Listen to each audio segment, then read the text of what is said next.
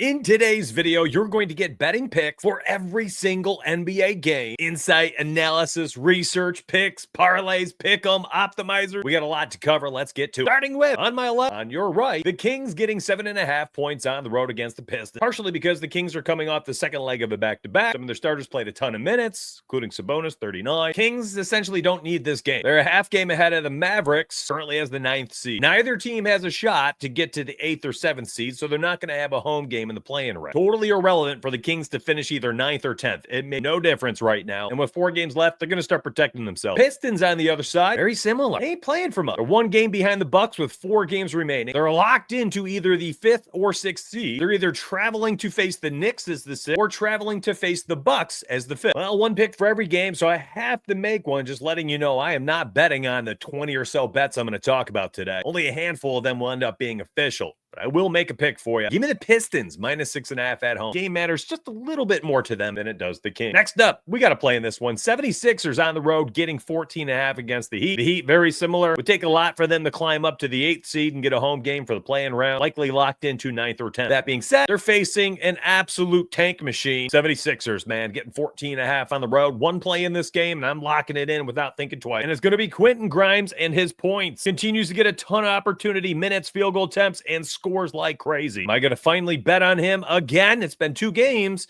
after running him out there for 9 straight. And do I go back to the well? Probably today I do. Been an absolute bucket. Been playing a ton of minutes. You go down to minutes and field goal opportunities, his threes, volume. There's nothing not to like here. Matchups have been irrelevant. This is a volume dependent play. Quentin Grimes over 23.5. Best odds look like +100 right now on FanDuel. On Dabble down here, you can get it at 23. You got the push factor, and it's a half a point low. Moving on, we got a lot of games, so we're going to be a fast-paced show today. We got the Hawks on the road against the Magic. Hawks getting 5 points in Orlando. The Magic have no chance of catching the Pistons for the 6th seed. They're locked into the play-in round. It does matter a little bit, though, because the team they're facing today is the Magic, who are right ahead of them as the 7th seed. So why does this matter? Because if these 2 teams finished how they were, the Magic would need to just win their first game to make the playoff. And let me review it for you. If you've never watched it, the play-in tournament, the 7th and 8th seeds would play each other. The winner, so if we finish today, and this was the playoffs, the winner between the Hawks and Magic in that first play-in game locked in to the 7th seed in the playoffs, while the 8th seed has to play the winner of the 9 and 10 playing each other. So the Bulls versus the Heat would play. Whomever won that game would go on to face the loser of the Magic and Hawks. And then whomever won that game would get the 8th seed. And whomever has that 7th seed actually gets the home court in that showdown between 7 and 8. So this game matters to both teams. Magic are 7-3 in their last 10. Hawks 5-5. Let's look at who we can bet on. Betting wise for this game, very hard pick. I can't touch this one. But Trae Young, if you're going to play anything there in him, all his markets, going to be the 36.5 points and assists today.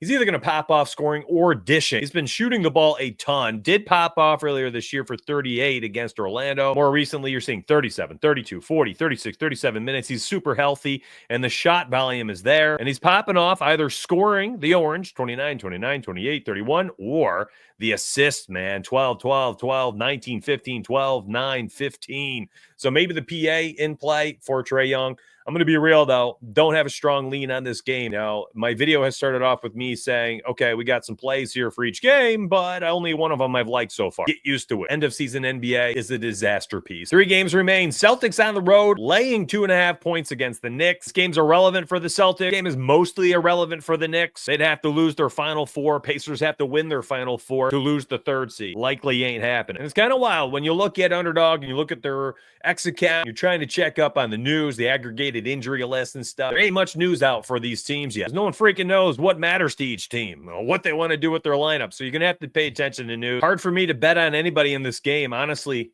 I'd look to the bench player, see what I can get going. Maybe you want to take Anunoby and just continue to have him score 1 billion points. And we'll open up his player card real quick so you can see the scoring's been insane. That's with Jalen Brunson back. Went up 32 last night against the Suns. 13 of 17 from the floor. He ain't going to stay that hot forever, but man, oh man, is he scoring. A guy like Peyton Pritchard might be in play off the bench for his points. Let's move on. Lakers getting 8.5 on the road against the Thunder. Let's talk about the Western Conference really quick. Crazy important. Lakers, this game matters. Thunder, Doesn't matter whatsoever. They're 12 games ahead of the Rockets. Lakers can't catch the Rockets for the 2 seed, but the West is so close that if the Lakers fumble the bag here with 4 games remaining, they could go all the way from 3rd with home court through the first round of the playoffs to 8 in the Western Conference standing, where they would be in the play-in round. There are 16 within 2 games of one another from 3rd to 8. That is crazy. Gives us a nice opportunity to bet on this game, though, for the Lakers side, in my opinion. Now, these 2 teams just played each other last night. One of the most bizarre back-to-back sets, literally 2 games in a row in Oklahoma for the Lakers. You don't really see that. You see home and away sets at times where like a game will be in LA on Thursday and then on Friday they're in Oklahoma. But to have a back-to-back set at the end of the year in the same city is very weird. Anyways, we got a second leg here.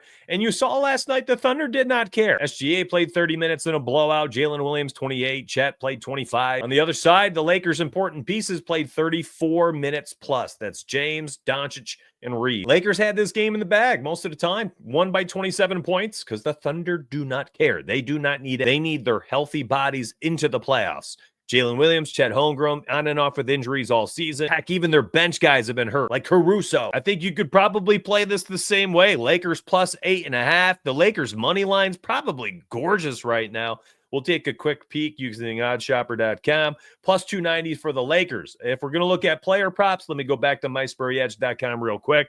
Let's just type in Luka once again in an interesting spot. Thought he would get shut down by Lou Dort. Did not touch any of his props, and he went out there and scored a 30 rack at 25.5 points prop. Is a very nice line, in my opinion. When you type in OK, is it OKL? Yes, you can see. Listen, I mean, these games are with, Dallas for the most part, other than this one right here. 16 before Christmas, but he had 30 that game last night. Had 29 earlier at the end of last season. Had 31 at the end of last season. Oh, this was playoffs, actually, against Oklahoma. So he's had his moments against Lou Dort, playing a ton of minutes, and I can't see him not doing the same tonight. He's going to take 20-ish shots. I just right to the safest player on the Lakers for scoring-wise. Luka is going to get the most volume most nights. That being said, Austin Reeves has been incredibly efficient. Doesn't take the most shots, but he has scored 20-plus in 8 out of his last 10 games. Let's go ahead and take a quick look at him. Now, part of this, listen, they've had guys in and out of the lineup, and you could see, some of these games are with Luka, some of these games are with LeBron, some are without,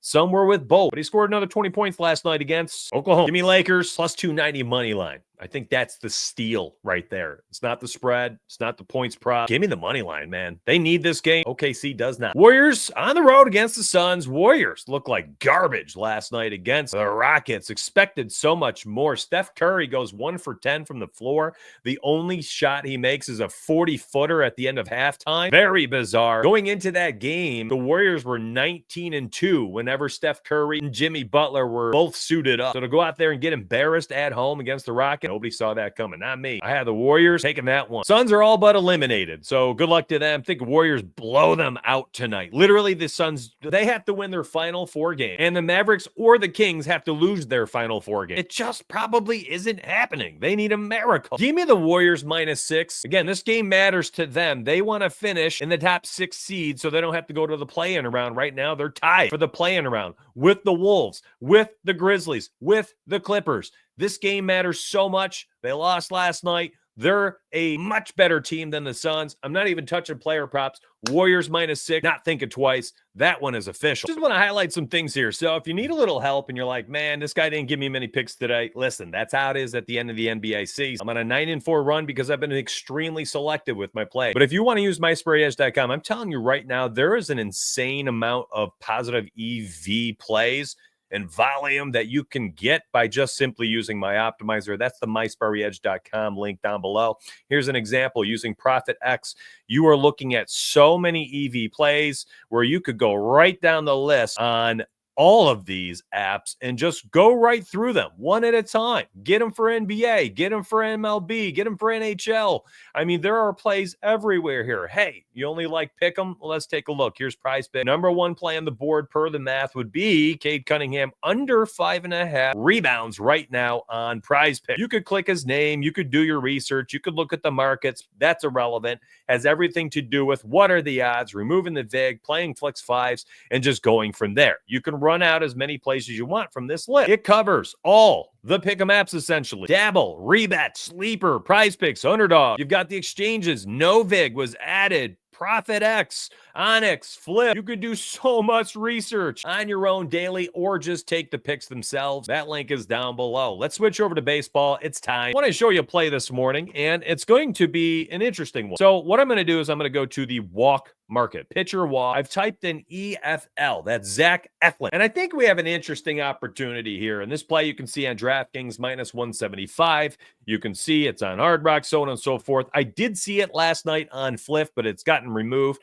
as of the time of this recording. I would imagine it's going to go back up at some time. Now, I posted a play for this last night, and it was involved in a parlay. And I'm just going to say, if you're looking for a single play today, a parlay piece, Zach Eflin under 1.5 walks has been an absolute lock and load, a wagon, if you will, over the last 2 years. Last season, 26 of 29 games, this man was under 1.5 walks. Not only that, you can put this little slider down like this at a half. So this essentially means how many times does he have a game where he starts and has one walk? Only in 59% of the games did he even have a walk. But Mitch, what about his pitch count? Well, scroll down to the bottom and you could see the pitch count was there all year. It's not like he was an opener or a long reliever. No, number of pitches right here. Unbelievable. The volume has always been there. The walks are not. This guy has some of the best control in baseball. Literally, probably only George Kirby has better control on the mound. That is very evident when you look at the stat. An interesting play today. Throw that in there in any parlay piece you want.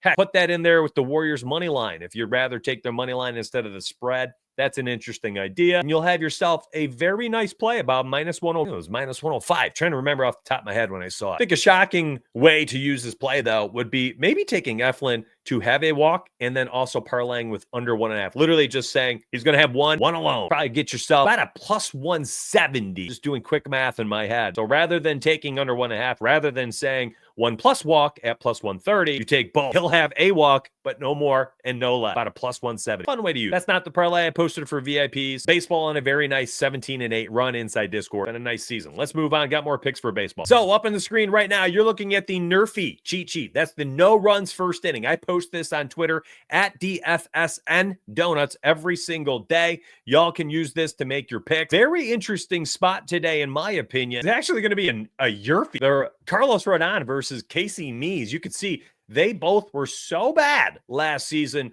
in no-run first inning results. And then when you look at their offenses this season, so Detroit, this is crazy. They are averaging 1.44 runs per first inning. The Yankees are averaging 1.33 runs per first inning. Both are tied for the most. I guess they're 1 and 2 in baseball. Wild. They've both scored in just about 56% of the first innings as an offense. Now they're facing each other today. That is a very interesting opportunity. So I know NRFIs are fun, but the Yerfies can't be overlooked. 16 games yesterday on a Sunday slate of baseball. 12 of the 16 games had a run in the first inning. The NRFI side of odds are often juiced like crazy because people just take NRFIs thinking, wow, it's the first inning. How often are people going to score? More often than you think. And you're usually getting some plus odds for the Yerfi. Just don't overlook them. If you hang around on my Twitter account at DFSN Donuts, you'll also see home run projections, pitcher projections, and a send it money line parlay of the day. Money line record sitting at 22-13. That's some good units if you play them all straight pick. 4-1, just missing the parlay sweep for a 5-leg parlay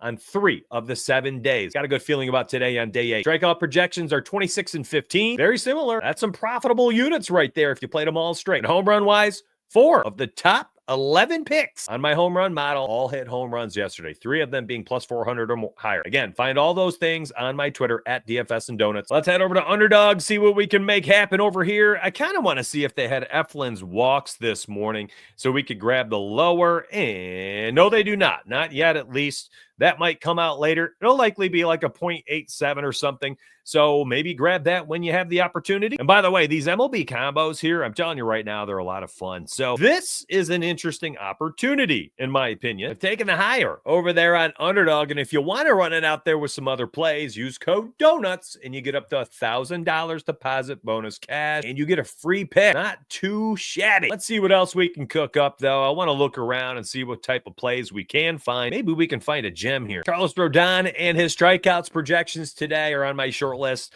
It's very early in the morning when I record this, so please, it's going to be hard to find all the things I like this early. But when Rodon's projections come out about 5 or 5.5 today for the projection line on Underdog, I like higher. Detroit has the 4th highest strikeout rate in baseball this season. Another interesting play today, and I don't know if it's up yet, would be Logan Gilbert and his strikeouts. I like the higher than 6.5 today. Don't know if I can make it official yet, but I am intrigued. Gilbert started the season with 8 and 10 so far this season. Finished last year with 7+ in 7 of the last 8 games. I don't know what's going on. Logan Gilbert, man, just spinning the ball nice on them laces. Nice increased velocity. Lots of swinging strikes, just kind of taking it to another level. The BVP history report, I also posted this on Twitter. I'm telling you, my Twitter is a very valuable piece of information or resource. It has almost a 24% strikeout rate against the Astros, over 164 plate appearances. So he's done well against them, on top of him just playing so well